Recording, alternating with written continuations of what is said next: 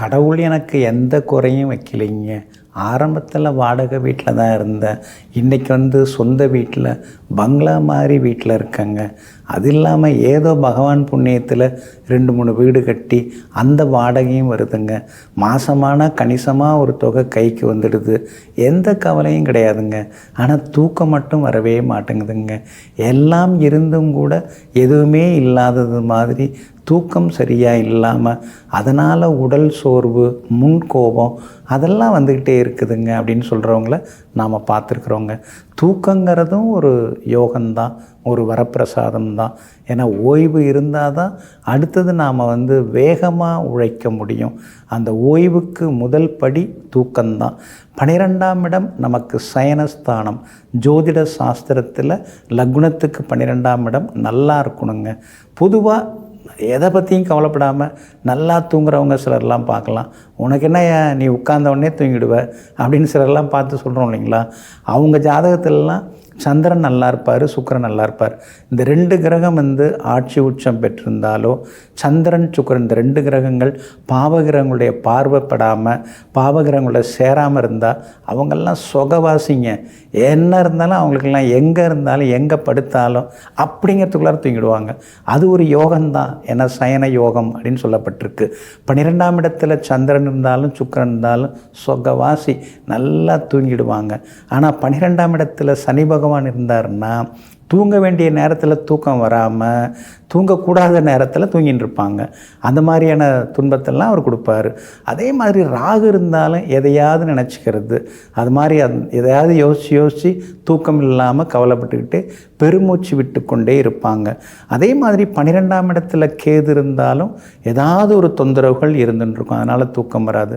12ஆம் இடத்துல மாந்தி இருந்தாருனாலே கண்ணை மூடினவுடனே கனவு தொந்தரவு வந்துடும். உடனே கனவுகள், கெட்ட கனவுகள்லாம் வர ஆரம்பிக்கும். அதனால் தூக்கம் வர்றதுக்கு காரணம், தூங்காமல் இருக்கிறதுக்கு காரணம், இதெல்லாமே ஜோதிட சாஸ்திரத்தில் சொல்லப்பட்டிருக்குங்க.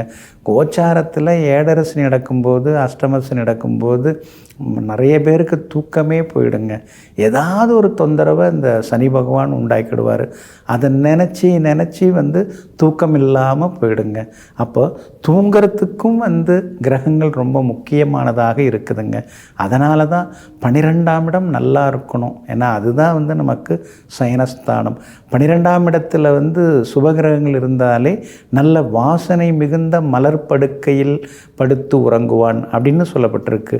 யார் தரையில் படுத்து தூங்குவாங்க, யார் கட்டிலில் படுத்து தூங்குவாங்க, யார் திண்ணையில் படுத்து தூங்குறவங்க, இதெல்லாம் கூட ஜோதிட சாஸ்திரத்தில் சொல்லப்பட்டிருக்குங்க. அப்போ நாம் பிறக்கும்போது இருக்கக்கூடிய அந்த கிரக அமைப்புகள் எப்படி இருக்குதோ அதுக்கு தகுந்த மாதிரியான பலாபலன்களை தான் நாம் அடைய முடியுது, அனுபவிக்க முடியுது.